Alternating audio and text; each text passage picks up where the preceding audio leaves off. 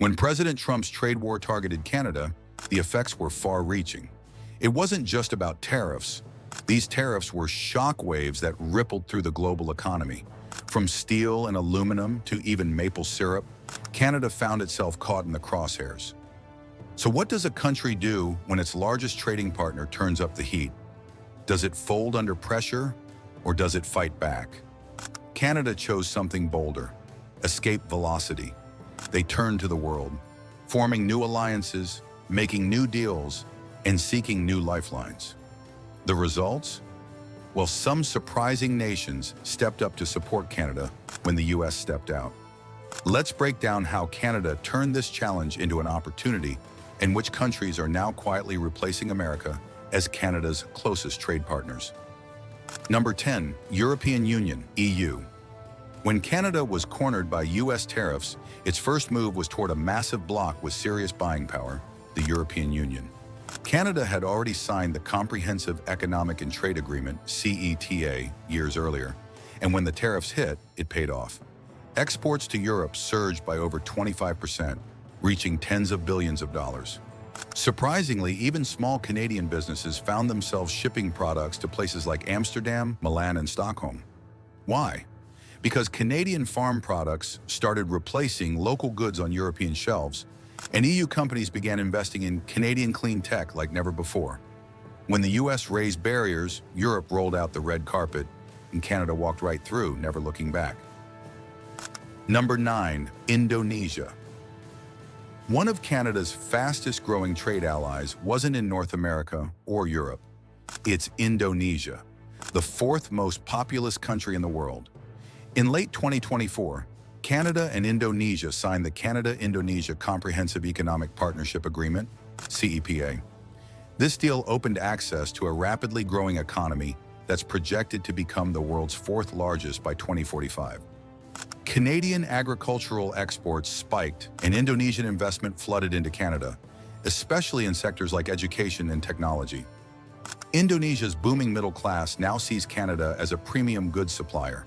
Canadian companies are flooding into Jakarta, Bandung, and Surabaya with everything from grain to green energy technology. When the West became too risky, Canada smartly shifted east, and the results are paying off in billions. If you found this video insightful, don't forget to hit that subscribe button. Stay tuned for more updates and content. We've got plenty more coming your way. Number 8, Ecuador, Canada's next unexpected ally. While it wasn't a superpower or even a major trading partner, Ecuador became a key player when Canada needed it most. In early 2025, Canada finalized its 16th free trade agreement, this time with Ecuador, a small country with a population of just over 18 million. Why did it matter? Ecuador is rich in sectors that Canada wants to grow: agriculture, mining, and clean energy. It also sits strategically near key Pacific shipping routes. Number 7, China. In the midst of tense diplomacy and high-stakes politics, trade between Canada and China didn't just survive, it thrived. In 2024, Canadian seafood exports to China tripled, reaching over $1.4 billion, making China one of the top buyers of Canadian lobster, crab, and salmon. China's demand for Canadian natural resources, energy, and agricultural products also soared. Despite rocky political waters, the relationship kept climbing. While the U.S. turned inward with tariffs, Canada looked outward, strategically engaging with China, which expanded its investments into Canadian clean tech. Additionally, Canadian universities saw rising enrollments from Chinese students. Number 6, Japan. When Canada needed to escape the U.S. tariff war, it didn't just look nearby, it looked across the Pacific. Japan became one of Canada's strongest trade partners, thanks to the Comprehensive and Progressive Agreement for Trans-Pacific Partnership, CPTPP. Japanese demand for Canadian agricultural goods skyrocketed. We're talking premium wheat, pork, and even frozen blueberries. Meanwhile, Canadian companies gained access to Japan's booming tech and electronics markets. The CPTPP boosted Canadian exports to Japan by 38% in the first 5 years of the agreement. Japan provided stability when the U.S. made trade uncertain. With transparent regulations and consistent demand, Japan quickly became a key ally in Canada's strategy for diversifying trade. Number 5. South Korea. Amid rising tensions, South Korea ramped up its imports of Canadian goods, especially agricultural products like beef, wood, and seafood. South Korea quickly became Canada's 7th largest trading partner. The partnership goes beyond raw goods.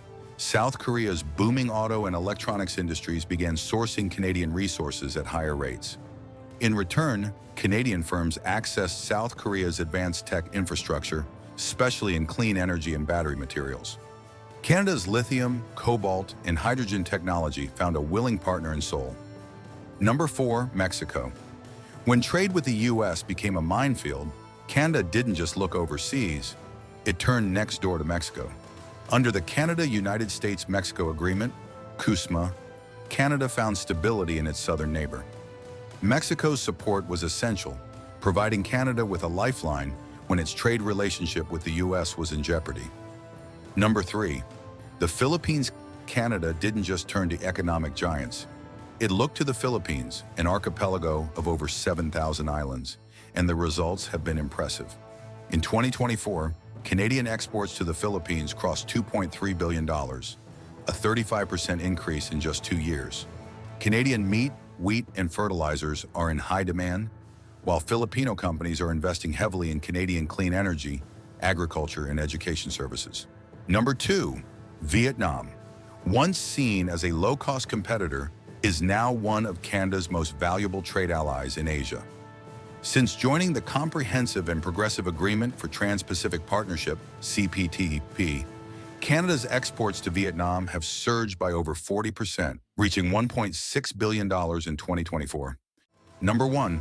Australia. Canada's long-standing ally, Australia quietly helped soften the blow from U.S. tariffs.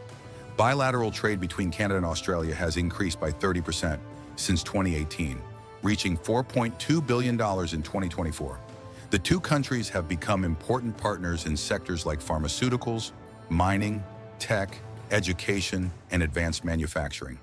Conclusion: Canada's response to U.S. tariffs wasn't just about survival, it was about reinvention.